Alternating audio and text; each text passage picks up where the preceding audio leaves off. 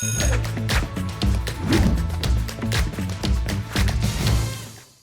路講一陣，大家好，我係梵高嗱，歡迎翻嚟嘅重點重溫系列2.0啦。咁啊，今日咧翻到嚟我哋 Form 5咧中段嘅課題，亦都係地獄鐵三角裏面咧嘅中間啦。OK， 即係 biochemistry 生物化學嘅開端啦 ，which 就係 photosynthesis 即係光合作用啦。嗱咁啊，首先同大家講聲啦，即係 photosynthesis 光合作用咧第20課，同埋 respiration 呼吸作用第21課咧，其實兩者之間咧係好大關聯，同埋佢哋都係多數撈埋一齊考嘅考評局。咁所以 that's why 咧，即係呢兩課好多同學仔都搞唔掂啦，或者我諗睇緊條片你真係心諗唔知讀咗啲乜嘢 ，OK， 或者完全 get 唔明咁樣啦 ，OK。咁所以我咧就喺度出現咗啦，咁啊希望幫大家咧打翻個底啦，你知道發生咩事咁啊最好啦 ，OK， 或者聽下考試點考 ，OK。咁但係都有句啦，戴翻個頭盔先，就係我哋由於篇幅有限咧，我係講唔晒全部嘅 ，OK。咁當然你上 regular course 嘅時候，我哋會即係多啲時間同你攞埋例子去講啦 ，OK。咁但係而家幫大家快速溫書啦，同埋講發生咩事 ，OK。好啦，咁啊事不宜遲，我哋坐穩啦，一齊去望一望到底咩叫 photo， 咩叫光合作用啦 ，OK。重點重溫系列2.0強勢回歸。如果唔想錯過 Bio 嘅最新資訊，又或者係1至30課 Core 同埋 Elective 嘅精選內容，就記住 follow 我哋嘅 IG，subscribe 埋我哋嘅 channel， 撳埋鐘仔搶先收睇。咁啊，首先第一個咧 photosynthesis 光合作用，大家要記得佢有一條公式喺度先。咁條公式其實好關鍵嘅 ，OK？ 咁就係講緊咧，佢需要有兩種嘅原材料㗎。第一個係 CO2 啦，二氧化碳啦。咁第二個就係 water，就係水分啦。咁第三咧，佢需要有個光嘅嗱，光唔係 raw material 原材料，佢係一個 energy source， 一個能量嘅來源嚟嘅。咁即係你要太陽白白嘅光俾佢啦，就光合作用啊嘛。photosynthesis 啊嘛，咁梗係有光啦 ，OK， 咁跟住咧再加埋植物自己本身咧係要有一嚿嘢去幫手去吸光嘅，咁嗰嚿嘢叫咩名咧？叫 chlorophyll， 叫葉綠素 ，OK， 咁啊你齊晒呢啲嘅條件啦嚇 ，OK， 即係 CO2 水 ，OK， 光同埋 chlorophyll 葉綠素啦，咁植物咧就有能力咧去做 photosynthesis 光合作用噶啦 ，OK， 咁所以 that's why 咧佢就可以產生咗我哋嘅 food 啦，我哋嘅食物啦，咁 which is 最 primary 啦 ，OK， 或者最主要去整嘅話咧係整糖嘅。OK， 即係對佢嚟講最需要係佢啦。咁嗰隻糖叫咩咧？你哋都識嘅 glucose 葡萄糖。OK， C6H12O 六。咁啊，同埋咧會有個 byproduct， 有個副產物咧叫 oxygen， 叫氧氣嘅。OK， 咁呢個首當其衝同大家講聲你聽就係乜嘢咧？就係你要記住啊，就係植物整嘅糖咧，其實最主要咧或者個成分咧最大部分係嚟自嗰個 CO2 二氧化碳嘅。OK， 即係啊 C6H12O 六啦。OK， 個 C6啦同埋 O 六啦，其實個 majority 都係 come from 呢個 CO2 嘅。咁所以 that's why 對一樖植物嚟講，如果你想整重佢或者佢嘅 biomass 生物量嘅話咧 ，OK， 咁其實靠邊個咧？係靠 CO2 嘅，呢個就係2018年 DSE 嘅考試啦。OK， 好咁調轉啦，如果你話個 oxygen 氧氣嚟自邊個㗎？咁你都要記得咧，就係個水嘅，係咪啊 ？OK， 即係植物會將個 water 將個水咧係會最後咧爆開咗咧，變成咗呢個 oxygen 氧氣嘅。OK， 咁剩低呢個 H 去咗邊咧？即係如果你頭先眼你嘅同學，你會睇到啦 ，glucose C6H12O 六啦。OK，C 同 O 都有主人啦。OK， 咁 H 嚟自邊個咧 ？H 其實係嚟自個 water， 嚟自個水嘅。咁至於點樣變得入去咧，就係你呢一課要考核嘅重點啦，或者我哋成日講咧就係佢難嘅。即係個位置啦 ，OK， 好啦，咁啊，除咗 glucose 除咗葡萄糖之外咧，其實仲有其他東西都需要嘅，即係佢畢竟植物嚟噶嘛，係咪？咁仲有其他嘅糖分需要啦，例如我哋又話係 starch 啊、澱粉啊、sucrose 蔗糖啊、cellulose 纖維素啦。嗱，具體嘢咧，即係時間下我講唔晒啦，你自己睇翻書或者睇翻我啲筆記啦 ，OK。好啦，咁啊，下一個咧就係佢都會整啊 lipid 啦、脂質同埋 protein 蛋白嘅。咁記住呢兩個都係對佢尤為關鍵，因為畢竟植物咧 plants 係一隻 autotroph 自養嘅生物啦 ，OK。咁其實佢要自給自足嘅，佢可以自給自足嘅，咁但係佢要整嘅嘢食就遠咧，唔係淨係得糖分啦，仲有蛋白同埋脂肪 ，OK。不過就唔可以一步到位嘅，即係唔可以一步過咧，係一個 intermediate 中間生成物咧，係令佢整咗出嚟嘅。OK， 好咁啊，係咁多啦嚇。第一 part 就係咁嘅啫，即係純粹學下啲公式啊，學下啲來源啊 ，raw material 啊 ，OK， 原材料啊咁樣啦。OK， 好啦，咁啊到 selective 重要性嗱，你每學一個 bio 過程咧，即係如果你讀咗 bio 咁耐，或者你睇我哋啲片咁耐，你都見到其實一定係有用先讀嘅。OK， 無用之用咧係中文學嘅嘢啦，咁但係 bio 界裏面咧一定係全部都有用，所以先叫你考啦，叫你背啦。OK， 咁其中嘅重要性就係 maintain energy flow 啦，能量流嘅。OK， 因為光合作用咧係將太陽白白嘅 light 即係光能咧能量咧，去變成咗咧呢個 organic matter 有機物裡面嘅 chemical energy 化學能量嘅。OK， 咁當然都仲有啲能量係擺喺裡面嘅粒子嗰度啦，我哋專頭會講嘅叫 ATP。OK， 好咁啊，除咗講個能量啦，光變化學 like to chemical， 咁啊仲有 produce food 啦，即係產生食物啦，因為植物需要用呢個方法咧去自給自足啦。咁如果佢做唔到呢個過程嘅咧，其實佢會餓死嘅，佢真係會死嘅。OK 啊，因為佢叫 autotroph 自養生物。好咁啊，第三個就係 maintain 翻呢個 atmosphere 大氣環境咧嘅 O2 與 CO2 嘅啦。咁啊，即係大家睇公式都見到噶啦，植物就係幫我哋吸走二氧化碳 CO2，去為我哋 produce oxygen 氧氣嘅一個東西嚟嘅。OK， 咁點解會無啦啦咁強調咧？因為呢啲課就係吸 CO2 放 O2， 你下一課咧係吸 O2 放 CO2， 其實兩者之間個關係好重啊，所以我一開轉即係呢條片講嘅時候就同你講咗啦，你係一齊温嘅呢一課。OK， 咁啊。如果你呢啲課讀得好咧，你下一課讀得更加舒服啦。OK， 即係我嘅同學仔，你記得我同你講嘅打底好重要啊。OK， 咁希望 YouTube 嘅同學 OK 或者有緣睇緊呢條片嘅同學仔咧，都可以盡量幫到你手啦。OK， 好咁啊 ，anyway， 咁你知道佢就會平衡翻啦 ，CO2 同 O2 啦，即係一個吸 CO2， 一個放 O2。咁啊，我哋作為動物啦，我哋作為animal 啦，我哋做 respiration 呼吸作用咧，就係放翻咧呢個 CO2 啦，就吸翻呢個 O2 啦，所以就要平衡嘅。OK， 好咁啊，邊啲地方能夠做到photosynthesis 光合作用咧？咁當然佢要吸到光啦。係嘛？咁即係當然佢會有葉綠素 chlorophyll 啦。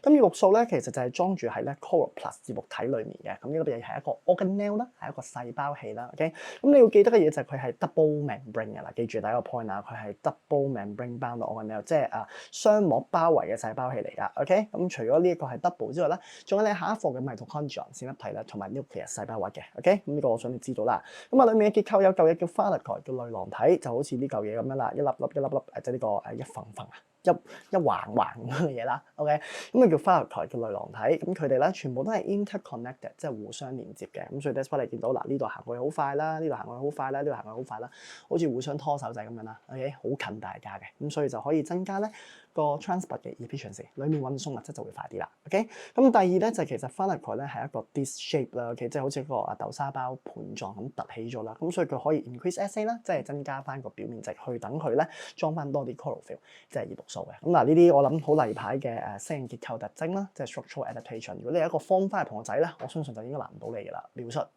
跟住解釋 ，OK。咁如果你係我同學更加輕鬆啦，呢啲係對我哋嘅同學仔嚟講係爽法 ，OK。好，咁跟住下一個啦，除咗我哋有 phthalate 類囊體之外咧，我哋仲有啲啫喱狀嘅物質啦，就叫 stroma， 就叫基質嘅 ，OK。咁基質就裝 enzyme 啦，裝酶啦，裝澱粉嘅 ，OK。咁呢個你要知道啦，因為畢竟即係 photosynthesis 光合作用咧，都係一個新陳代謝一個過程嚟嘅，屬於叫做anabolism 啦，合成代謝啦。咁所以 that's why 其實都要用到 enzyme 啦，用到酶去幫拖嘅，咁好合理啦，催化 catalase，OK。好咁啊，咁快講完咩叫 chloroplast 葉綠體之後咧，下一步咧就嚟啦。OK 嗱，因為 chloroplast 葉綠體分開咗呢兩大格啦，我哋都要知道翻咧呢兩大格咧各自會發生唔同嘅東西嘅。OK， 咁個咩東西咧？咩反應咧？其實喺左手邊。OK， 咁但係我唔想講住，我想講呢個先。嗱，咁有啲咩植物嘅器官 OK 係專門負責咧去做 photosynthesis 光合作用咧？咁亦都係最多 chloroplast 葉綠體嘅地方啦。咁唔使問梗係葉啦。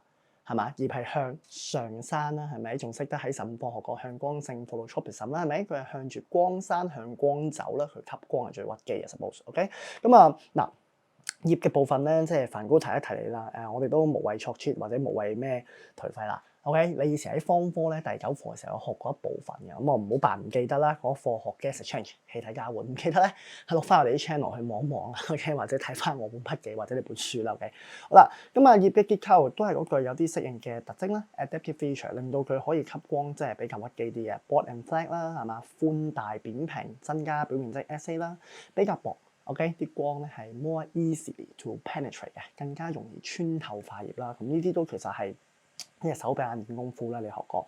咁仲有啲結構呢個幫你溫下書嘅啫，有 cuticle 角質層啦，去減低 water loss 水分嘅流失。咁啊課你第10課嘅，唔知你記唔記得 transpiration 蒸騰。OK， 咁啊最重要我想提一提翻大家咧，就係裡面會有一個有堆細胞啦，都係可以做到咧 photosynthesis 光合作用嘅。咁啊如果你問我邊個做得最快嗰個咧 ，OK， 咁就係 palisade mesophyll cell 啦，即係山狀葉肉細胞。OK， 咁留意啦，佢哋係緊密排列 tightly packed 啦，有 numerous corpus 有好多葉綠體嘅。咁同埋仲有一個 point 咧，你呢度我冇打到㗎，你可以寫埋佢啦嚇，自己就係佢 located at 咧個 leaf 嘅 upper part 啦，即係喺塊葉嘅上方。咁所以佢吸光係吸得最勁抽嘅。OK， 咁啊第二個咧就係海綿葉綠細胞啦 ，spongy mesophyll cell， 咁佢就排得比較鬆散啦 ，loosely packed 啦，所以佢有好多 air space 氣室，令到咧呢啲氣體啲 gas 咧就冇咁逼咯，係嘛？有你多啲空間啊嘛，冇咁逼啊嘛，個課室少啲台凳咁咪易啲行嚟行去咯，係嘛 ？OK， 好咁同埋最後咧就係開窿閂窿，係控制 stomata 氣孔咧嗰道門咧開閂咧嘅嗰位隔石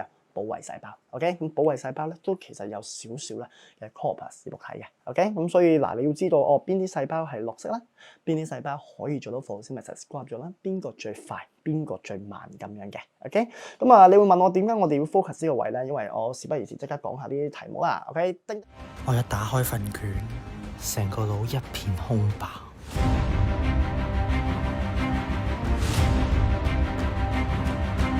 Biology 背又唔係，唔背又唔係，一條5分6分嘅實驗題，我寫完10行1分都冇，唔通要攞到分數，真係靠運氣。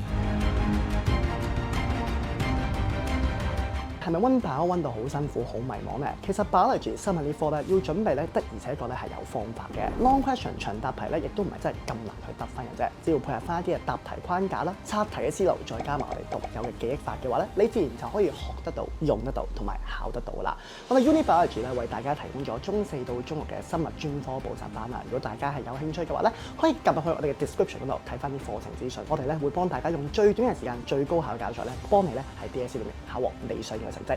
我係梵高，我哋上堂見大家。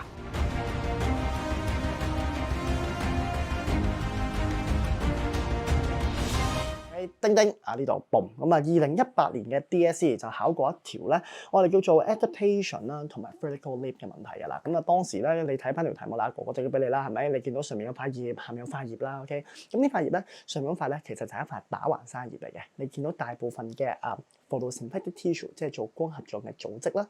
OK， 都係 locate 喺塊葉嘅上方嘅，所以佢係一個打橫生葉嚟嘅。咁但係下面嗰塊葉咧就好特別嘅，你會發覺咧零零舍舍咧係冇咗某一個特別嘅細胞，嗰個叫 palisade mesophyll cell 啦，即係生長葉細胞啦，即係 P。OK， 個答案即係 P。OK， 你自己睇翻啲題目啊，都有句啊，版權歸下邊全權所擁有。OK 嚇，就係咁多啊。咁啊，自己揾啦。啊，咁跟住咧，我會講嘅就係話咧，其實嗰塊葉咧，你見到下面塊葉咧，佢係 evenly distributed 嘅，即係佢啲做光合作用嘅組織咧係平均分佈啊。嗱，正正因為佢平均分佈咧，即係幅圖嘅打橫啊嘛，其實就係容許佢咧可以咁樣打直生嘅。OK， 因為佢平均分佈啊嘛，即係上下左右唔同嘅角度咧，佢都可以吸到光。咁所以咧，呢一棵植物之所以可以打直生，就係因為佢可以佢有平均分佈咗啦。OK， 另外個太陽伯伯咧，就算喺唔同地方咧 ，OK， 即係東邊 ，OK 定西邊啦，升起定落下咩都好啦，佢都吸到光啊。咁呢個就係呢塊葉咧最特別嘅地方，亦都係當年考試咧考得最我叫難嘅地方啦嚇，3分。OK， 好咁啊。係啦，大體上係咁多啦，呢個就係嗰個leaf 啦，個塊葉嘅部分啦。OK， 好咁啊，翻嚟我哋會去到咧呢兩個 process 啦。咁啊，basically 就係 photosynthesis 光合作用分開兩大步驟啦。咁啊，第一個步驟咧就分拆開3步，亦都3合為一嘅。呢個名咧叫做 photochemical reaction 光化學反應嗱。咁啊，大家要識得串個名咧，同埋要記得喺邊度發生嘅。佢發生嘅地點咧就係我哋嘅花力蓋啊濾囊體。得唔得？即係第一步咧，光化學反應就係喺花力蓋濾囊體度發生啦。咁啊，你可以睇下啲名啦嚇，話明光啦，咁即係 photo 啦，即係用光啦。OK， 咁當中咧係牽涉3大步驟嘅。咁第一就係吸咗光嘅能量啦 ，light 嘅 energy 啦，令到裡面咧 chlorophyll 葉綠素裡面嘅電子咧，即係收能量啊嘛，咪 hyper 咯，咪興奮咯，咁佢就會向上飆高啦，即係 excite 咗 ，OK 刺激咗嘅。咁跟住咧就會做到 ATP 嘅 generation，ATP 嘅產生啦。咁呢個學名咧就叫做 photophosphorylation 光磷酸化。OK， 咁呢個 photophosphorylation 啦，即係光磷酸化咧，其實就係用咗咧當中呢個電子裡面嘅嗰個能量啦，即係光俾佢能量啦，去產生翻咧呢個 ATP 嘅。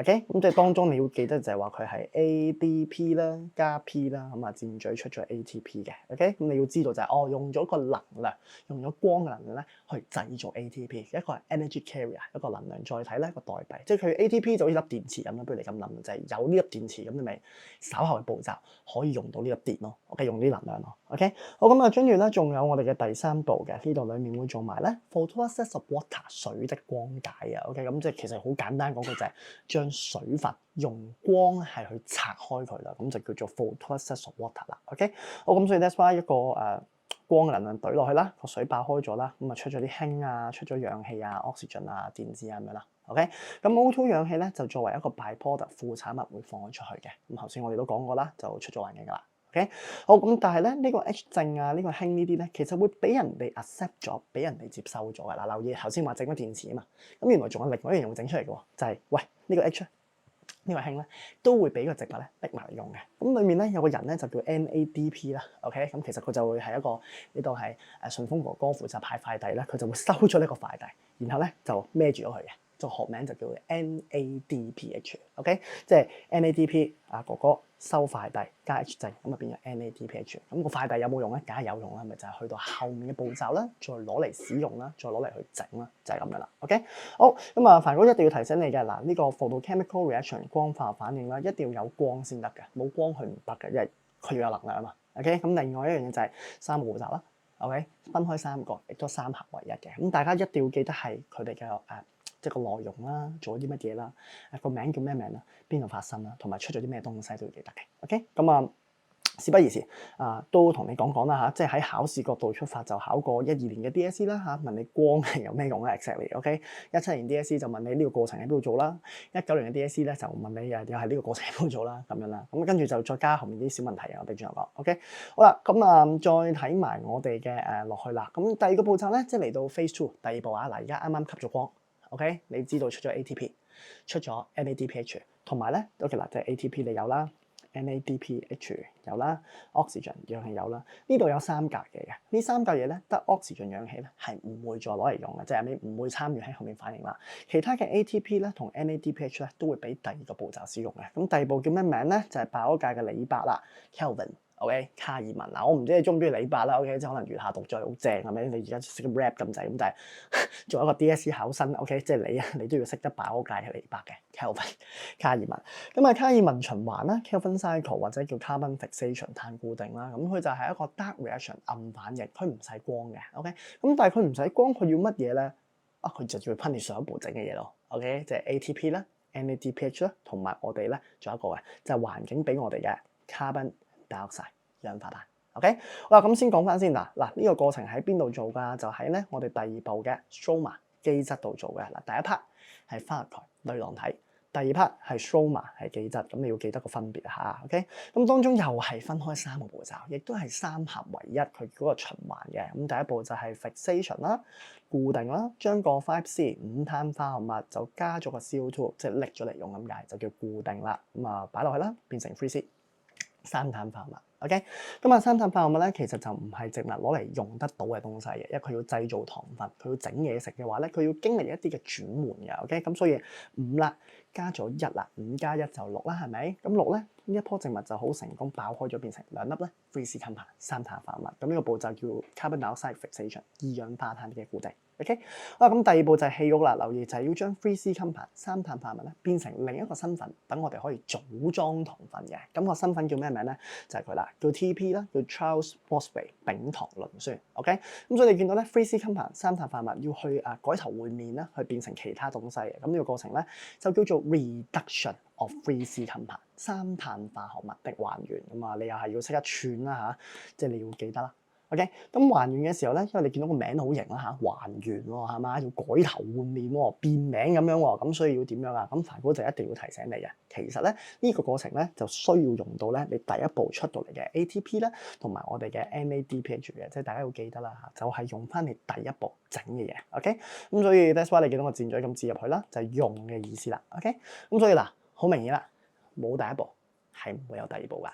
係嘛？即係你如果冇 ATP 冇 NADPH 咧，呢度係會停咗嘅，你改頭會變唔到㗎。OK，咁當呢棵植物獲得咗 trans-phosphate 啦、丙糖磷酸呢個 stage 呢個狀態啦，咁恭喜你啦，因為呢嚿嘢係可以攞嚟組裝嘅，可以砌到嘅。OK，咁砌到咩啊？3乘2咪6咯，咁咪出 glucose 出葡糖咯。就係啦 ，OK，咁植物就係透過呢個方法咧，咩5+1啦，爆過去 fixation 固定啦 ，reduction 還原啦，咁就最後就整糖啦，得嘛？咁但係你諗下啦，一棵植物唔會咁蠢噶嘛，係嘛？唔會淨係整一次就算噶嘛，咁所以諗辦法咩咧？將你用完嘅或者就係冇晒嘅 5C compound 5碳化合物咧，重新復活佢咯，咁所以 that's why 就係得啦，得嘛？第3步就叫做 regeneration of CO2 acceptor 二氧化碳受體嘅再生，或者係5碳化合物嘅再生，就係咁咯。OK，咁就其實意思即係話嗱，我哋唔好淨係做一次，我哋要 keep 住做，咁咪係咁轉，係咁轉，係咁轉咯，就係咁嘅意思啦。OK，好，咁所以 that's why 成件事，我希望大家一定要記低佢啦。OK，呢件事就係去刪翻呢個 5C compound 5碳化合物。咁記住啦，你要復活一隻嘢，要整翻一隻嘢出嚟，你都係要用到 ATP，要用到呢個能量嘅。OK，咁喺呢個考試角度裡面，凡哥會提你啦，即係個補習老師話俾你聽就係你要記得呢啲步驟叫咩名啦。當中出咗啲乜嘢啦 ，OK， 同埋需唔需要用到唔同嘅材料嘅，例如呢度就係 ATP、NADPH， 呢邊咧就係 ATP， 咁你就考完噶啦 ，OK， 咁同埋喺邊度發生啦 ，OK， 好咁啊，重點重溫系列2.0強勢回歸。如果唔想錯過 Bio 嘅最新資訊，又或者係1至30課 Core 同埋 Elective 嘅精選內容，就記住 follow 我哋嘅 IG，subscribe 埋我哋嘅 channel， 撳埋鐘仔搶先收睇。先講翻個 MC 嘅部分先啦。我哋喺13年嘅 DSE 我哋有考過啦，就幾時用 ATP 啦。15年嘅 DSE 就問你喺邊個過程，呢個過程喺邊度發生啦。OK， 咁就係考啲嘢啦。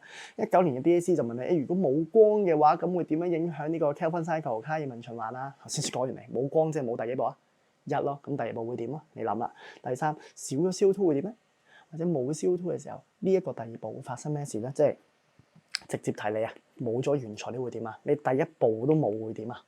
係嘛？轉唔到圈咯，係嘛？咁呢個就係 MC 咧考過嘅東西啦。OK， 好咁啊基本上就係咁樣啦。即係嗰句去翻19年 DSE 當時就係考過你就係唔同嘅過程。而家聽咗2個過程係咪？唔同嘅過程邊度發生，同埋佢負責整啲乜嘢？OK， 咁當時有條19年嘅題目，我記到而家都要同你講啦，就叫 radioactive source， 即係放射性標註的東西嘅。咁佢就問你。如果我而家將個 CO2 二氧化碳咧係有個 label 有個標註嘅，呢個 CO2 會喺邊度揾到咧？即係其實個問題就係問你 CO2 會變成咩？咁嗱，好耐之前啦，應該大概10零分鐘前我哋有講過啦，係嘛 ？CO2 係咩啊 ？CO2 係攞嚟整糖分噶嘛，咁所以個答案咪喺 glucose 葡萄糖度揾到咯。咁整糖喺邊度整㗎？條題目就係咁考慮，整糖邊度整啊？咪第二步整咯，即係 carbon fixation 碳固定咯，喺 stroma 喺基質度做嘅。咁其實個意思就係咁啫。OK， 好，咁你會問我啦，即係 long quest 裡面呢2 part， 即係見我講咗好耐啦，其實係點樣考過咧？一齊望一望啦。嗱，第一條先呢度。叮叮 ，OK， 咁就係14年嘅 DSE 嚟嘅填充題，咁佢考咗你咩叫 NADPH 啦，咩叫 NAD 啦，咩叫 pyruvate 丙鹽咁樣嘅，即係有個名啦 ，OK。但 anyway， 填充題呢度咧，我就想同大家輕輕講講啫。NADPH 就係我哋啱啱第一步整出嚟嘅東西啦，其實佢係一個 hydrogen donor 氫供體嚟噶 ，OK。咁而 pyruvate 呢個丙鹽啊，同埋 NAD 呢嚿嘢咧，其實就係你 respiration 呼吸仲下一課讀嘅。咁由於你見到其實佢哋好相近啊，啲名好相近，同埋都係裡面經常會出現嘅嘢啦。所以考評局咧就刻意咧將佢擺埋一齊去問你嘅 ，OK， 咁所以呢個第一個位置，我想大家留意就係你嚟緊呢2條片20同廿都會聽到好多啲 terms， 咁你要識得分啲 terms 喺邊度出現嘅 ，OK， 同埋係屬於邊一課嘅 ，OK， 咁講咗啦，呢個就係14年嘅 DSE 啦，咁你可以做完第20廿你翻去睇翻啦 ，OK， 好咁跟住我哋再睇埋去後面啦，呢度叮叮嗱呢度都比較多嘢講嘅，咁同大家輕輕提一提啦。2016年嘅 DSE past paper， 咁呢條就講咗一個咧 chloroplast 葉綠體嘅圖啦，咁part 1就叫你 label， 叫你標註佢叫咩名啦，咁跟住 part 2嘅部分就問你有乜嘢嘅plant cell 植物細胞係由呢粒東西啦，咁廢話啦係嘛，植物得3嚿嘢係即係叫做有呢個 chloroplast 葉綠體啦，你自己串字啦。咁最令我哋值得留意咧，即係補習老師會提你嘅就係 part C， 佢考咗 relationship 關係，即係佢問你第一步同第二步有咩關係 ？OK，咁考 bio 關係嘅題型，我哋上堂講過啦，都係得嗰兩種嘅啫，係咪？咁你咪揀翻咯，係嘛？唔係因果關係就係呢一種㗎啦，係咪？就係互相影響嘅咯，就係咁咯。OK，咁點樣影響你要寫出嚟嘅？就譬如第一步就負責整咗啲乜乜乜乜，就幫咗第二步嘅。咁如果大家記得嘅就係第一步係出咗 ATP、NADPH 就轉過去俾第二步使用嘅。OK，譬如 ATP 就俾佢咩能量咯，係嘛？NADPH 就俾個 H 咧氫佢咧做還原 reduction， 咁都係第一步幫第二步。第二步用完之後咧，又整翻個殼係嘛？整翻 ADP、NADP 咧，OK 呢兩嚿嘢咧又出翻嚟俾第一步。所以其實佢哋係互相幫拖，要有第一步就有第二步。OK，咁所以呢度就係16年嘅 DSE past paper 啦。咁啊仲有喎，又好似睇下呢度啦嚇，叮叮 OK。2020年嘅 DSE past paper 咁就有一幅圖就有係 choroplast 節目睇啦，咁啊叫你即係 label 串下字認下位，邊度有 chlorophyll 葉綠素啊，嗰撇嘢叫咩名啊 ？OK， 有啲咩 intermediate 中間埋係整咗出嚟嘅，即係都係考你知唔知咩叫 ATP 咯，咩叫 NADPH 咯。咁最後咧就問咗好簡單嘅3分啦，俾一幅畫圖你，就叫你判斷翻咧佢係咩 cycle，sorry 唔係 cycle， 咩 phase 啊，咩階段啊，即係我哋咪學過Kevin cycle 卡爾文循環有3步嘅，咁考評我就 exactly 俾幅圖你，叫你認翻咧呢3步喺邊度，叫咩名，咁啊算係一條簡單嘅題啦。OK， 好，跟住最後一題咧就呢度啦，會 2023年 DSE past paper 咁啊都係俾咗個 choroplast 成個葉綠體幅圖嚟嘅。OK， 咁啊塞咗落去啦，咁然後又係叫你 label 串下字啦，叫你講下呢嚿嘢係咩嚟嘅啦，有咩用啦，咁同埋咧就考咗 energy conversion 能量嘅轉換，即係咩能變咩能啦。OK， 咁同埋嗰隻字眼點寫啦，係嘛？光變咗嗰個 ATP 嘅 chemical energy 化學能啦，跟住又考咗你咧光合作用 photosynthesis 喺 stage 2第2步嘅時候咧係屬於邊一個咧？我哋叫做 metabolism 新陳代謝，即係其實好廢嘅細粒黐埋兩個三碳 3C 黐埋就變 glucose 葡糖嘛，咁咪細變大咯，咁咪合成代謝 anabolism 咯。咁其實又答完啦。咁最尾一 part 咧就係問你咧一個植物整完嘅食物啦，有個 photosynthesis 有塊葉啦，點樣傳送落去咧變成嗰個泥土個根裏面嗰個薯仔嘅嘢食嘅。咁呢度就考咗第10課嘅 transport 啦，轉運啦，就撈咗少少關入咗。咁basically 呢一個咧就係2023嘅 DSE past paper， 亦都係叫做考得比較多啦嚇，即係呢一 part 我會建議大家溫多少少嘅，即係 process 過程呢兩個一個就係 photochemical reaction 光化學反應啦，一個係 carbon fixation 碳固定，咁呢個都即係確保大家都 pay attention to it 啦。OK， 好，咁差唔多啦呢課，咁去翻嚟咧，其實仲有少少 minor 位嘅，就係實驗。OK，experiment 啦，咁其實 photorespire 光合呼吸都會考實驗嘅，咁礙於章程啦，同埋個篇幅問題啦，我不能夠喺度講到太多啦，咁但係都講聲你聽啦，實驗就會考翻你嘅即係我哋 so call 要你計下數啦。OK， 有咩條件 requirement 啦，即係做到光合作用點解做到咧？點解做唔到咧？佢遮住攞塊黑色紙遮住嗰塊葉喎，佢就唔係 blue black 啦，即係喺 iodine solution 碘液測試底下咧，佢就唔係藍黑色嘅，等於咩咧？我冇澱粉咯，佢 brown 嘅，佢啡色嘅，點解冇澱粉咧？佢做唔到咩咧？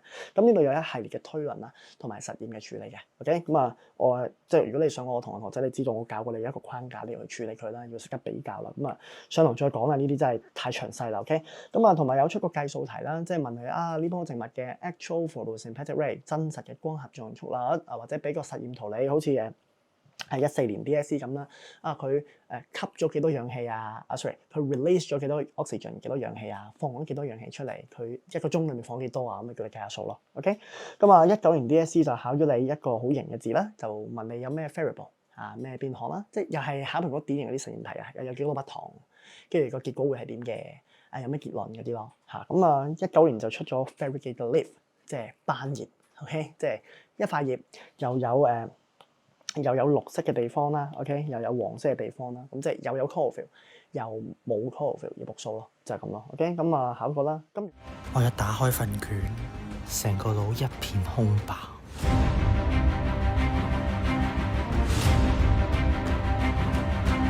Biology 背又唔係，唔背又唔係，一條5分6分嘅實驗題，我寫完10行1分都冇，唔通要攞到分數？真係靠運氣。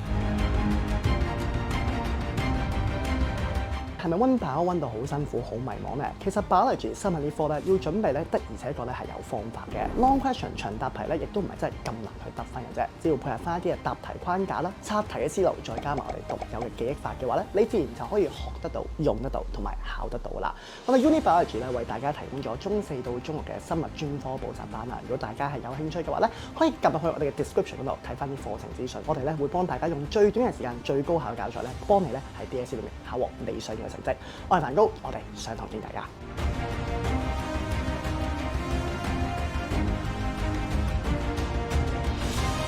咁如果你問我喂 long quest 嘅話，呢一條要講啊，會2017年 DSE，OK，咁就考咗你咧一個燈泡啦 ，OK， 就研究緊個燈泡有把間尺嘅，燈泡喐得越近咧，咪越光咯，係嘛？咁所以 photosynthesis 光合作用就應該做得越咩？快咯，係嘛？燈泡都越遠咧，個光咪越暗咯。photosynthesis 光合作用就越慢啦。OK，咁呢個題目我幾欣賞啊，考評局出嘅嘢係咩咧？即係佢就唔係叫你背嘅，即係佢要你諗嘅。第一個 assumption 假設 ，OK，咁即係我哋成日講噶啦。啊呢個一個實驗，如果佢要出得 assumption 假設，即係佢一定有 bug 咧，有個問題點喺度嘅。OK，咁就係個重點就係出在於 oxygen 氧氣，用釋放氧氣 release oxygen 呢個位去度咧。其實有咩問題咧？咁大家可以諗下，其實除咗 photosynthesis 光合作用會放 oxygen 氧氣之外，有咩過程係會調翻轉用 oxygen 用氧氣咧 ？OK 嗱，你唔記得嘅話，拉翻回片去頭嗰3-4分鐘咧，你就會記得㗎啦。有一個過程，恰巧係植物都做到嘅，因為植物係一個生物，佢未死，佢就做到啦。OK， 咁啊 get 嘅同學你知我講咩？你而家噏咗答案嘅啦。OK， 非常好，炸你。OK， 好咁同埋就後面考咗你有咩 modification 修改嘅題目啦，即係話喂，其實燈泡唔好。燈泡係會影響到呢個實驗嘅，因為燈泡越近，唔單止會光咗，做咩？係啊，冇錯，做咩啊？熱咗咯。咁所以條題目就問你，喂，咁點解唔可以熱咗咧？因為嗱，呢個咪實驗，即係嗰啲叫實驗題型啦，你要識答咯。因為熱咗就會令到缸水即暖咗啦，咁水溫高咗，植物嘅 photosynthesis 光合作用速率就會改變，佢會先升咗先，後尾先再跌嘅。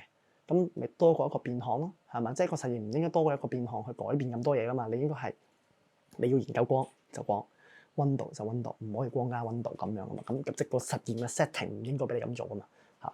咁所以佢問你有咩修改啦，你可以答即係點樣唔好用燈泡咯，用 LED 咯，用冷光源 cold light source 嗰啲咯 ，OK， 或者 water bath 水浴咯 ，OK。咁最尾就考翻咧，我哋即係前面頭先講好耐嘅 process one 咧，即係 photochemical reaction 光化學反應咧，有啲咩 significance， 有咩重要性嘅？佢啲 product 產物有咩重要性？即係其實簡單嚟講就係 ATP 有咩用，粒電池有咩用 ？OK，NADPH 我哋嘅呢個順豐哥哥攞住件貨有咩用 ？OK， 咁你識得答就得㗎啦。我一個比 H 比氫咩鉛還原 ，OK 咁樣咯嚇。好，咁呢個就係實驗嘅題目啦。咁跟住最後一 part 咧，翻到嚟就係 factors affecting rates of 我哋嘅 photosynthesis 光合作用。咁其實大家都知道啦，即係光合作用即係真係受環境影響㗎嘛，光啦係嘛 ，carbon dioxide 二氧化碳嘅濃度啦 ，OK， 溫度都係啦嚇，即係大家要知道，因為溫度影響咩 enzyme 酶咯。OK， 即係你擺100步落去棵菜度，棵菜死咗啦，係咪啊？所有 enzyme 都 denature 變晒性啦，佢點做光合作用啊，大佬係咪？佢最多俾你整腍咗，擺落個口度食嘅啫，係嘛？好咁啊 factor 因素就真係以前考過嘅嘢啦，其實就係咁嘅啫。咁多數考試咧會俾一啲 line graph 你啦，俾一啲線條嘅題目你啦，咁就叫你判斷嘅。即係譬如嗱，你會見過啲題目呢個叫光啦 ，OK， 咁或者 CO2 啦，咁就會問你唔同嘅區域咧，即係受咩所影響咁樣咯。OK，我轉條實線出嚟啦。即係譬如咁 ，OK， 呢度係光啦 ，light 啦，跟住呢個就係 rates of photo 光合作用啦。跟住我就會問你呢個區域受咩影響啊？咪受光咯。OK， 下面個區域係咩事啊？唔變，因為佢唔關光事，佢關其他 limiting factor 限制因素事，例如可能係 CO2 二氧化碳溫度咁樣咯。咁你要識睇唔同嘅圖嘅，即係又係例牌咁講句啦。OK， 即係譬如好似而家有條紫色線啦。OK， 咁點解一個紫色線會高過黑色線㗎 ？OK， 原來係咁嘅。原來呢個咧就 0.04% CO2， 呢個就 0.4% CO2。咁你咪知道其實我哋嘅黑色線係唔夠 CO2 咯，係嘛？唔夠二氧化碳，咪升唔到上咯。OK， 咁所以就係一啲叫做 limiting factor 啦，限制因素嘅。咁喺MC 嘅世界裏面，16年 DSE 考過啦，2年嘅 DSE 都有考過啦，即係叫你去識得判斷有咩 factor， 有咩因素影響佢。同埋點解咯 ？OK， 咁多數考光同 CO2 會最多，亦都即係需要大家去記得啦。因為 SBA 又會寫啦 ，OK， 即係我哋 MC 又會出咯，就係咁樣啦。OK，得唔得？重點重溫系列2.0強勢回歸。如果唔想錯過 Bio 嘅最新資訊，又或者係1至30課 Core 同埋 Elective 嘅精選內容，就記住 follow 我哋嘅 IG，subscribe 埋我哋嘅 channel， 撳埋鐘仔搶先收睇。好嗱，咁啊，大致上就係咁多啦。各位同學，總括而言咧，呢一課咧，我想大家記住一樣嘢啦，即係用一個 short summary。你要記得 flow synthesis 關入咗嘅 equation 公式啦，呢個第一行。OK， 咁啊做個 summary 打俾你啦。咁第二樣嘢就係你要記得 flow synthesis 關入咗係喺有 chloroplasm 或者 chlorophyll 葉綠素葉綠體嘅地方先做到嘅。OK， 咁對植物嚟講就係個 leaf 啦，就個葉啦，葉係最主要去做嘅。咁葉嘅結構你要有印象啦。OK， chloroplasm 葉綠體嘅結構有印象啦。然後成課最核心嘅嗰格係咩啊？呢個嗰個 process 點做嘅？即係咩叫 photochemical reaction 光化反應？咩叫做 carbon fixation 碳固定 carbon cycle 卡爾文循環？你要識嘅。兩者之間有咩關係？你要記得嘅。當中整啲咩出嚟？點光湯？你要識嘅。OK， 咁同埋植物嘅實驗啦。原來咁樣就即係令佢冇光。咁樣咧即係令佢冇 CO2。咁樣咧即係佢冇 chlorophyll 葉綠素。呢啲全部佢哋都會考慮嘅。OK， 咁所以我就會咁講啦，即係。呢兩課嘅讀咧，即係讀書嘅方法咧，同埋溫書嘅方法都好接近嘅，都係你要 get 到同一樣嘢嘅，就係 process 過程，最重要係過程個 pathway 個路徑。OK， 咁所以希望呢條片可以幫到各位同學仔啦，亦都多謝各位同學仔你睇到嚟呢度啊。OK， 即係呢課希望可以咁樣幫你清一清你隻口。原來就係咁啫。OK，咁就最好啦，係嘛 ？OK， 咁啊都有一句啦，你嘅一個 like 啦 ，OK， 你一個 subscribe 啦，你一個 share 啦，都係對我哋成 team 人啦，同埋我咧嘅一個極大動力嚟嘅。咁所以 that's why 咧，唔好吝嗇你任何嘅讚美。各位同學仔，期望你可以為呢條片咧留下一個 like 啦、subscribe 啦，撳埋個鐘仔搶先看咧就最好啦。我哋一出新片咧就會通知大家，不妨咧將呢條片段 share 俾你嘅好戰友、好隊友或者你師姐啦，或者師妹都好啦、咩都好啦、師弟都好啦，等佢哋咧知道有一個 channel 嘅存在，令到多啲人咧可以咧繼續溫下Bio啦 ，OK， 或者係到聽下Bio可以點讀啦，或者有啲課題咧其實都唔係想像中咁難嘅啫。OK， 咁我係彭哥啦，一個用藝術表達 biology 嘅補習老師。我哋有緣嘅話咧，就上堂見大家。OK， 有興趣報讀嘅課程嘅話，可以去翻 Uni Biology 嘅 IG 啦，或者官網度睇翻啦。咁裏面有唔同嘅 regular course 常規課程咧，俾翻大家，或者有時會有啲 exam intensive 精讀課程幫大家嘅。OK， 咁當然啦，上堂嘅時候我哋會用多啲時間同大家講下唔同嘅例子同埋試題啦。咁就篇幅會長少少啦。OK， 咁有興趣嘅話咧，我哋有緣真係上堂見啦。咁今集我哋到呢度先，下一集同大家咧繼續去到其他唔同嘅課題。OK， 咁希望你可以追晒個 series 佢啦，亦都可以咧 follow 下我哋 IG。唔該晒，感謝你。OK， 好，我哋下集再會。